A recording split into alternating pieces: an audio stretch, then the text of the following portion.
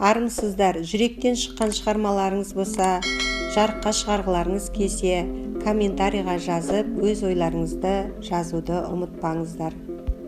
Кейде әжемнің бейнесі елестейді, мейлі болса да бейнесі көмес мейлі.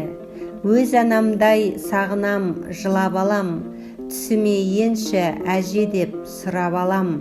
Әжемді аңсап бала кезді сағынам, қайтем бірақ осы күнге бағынам.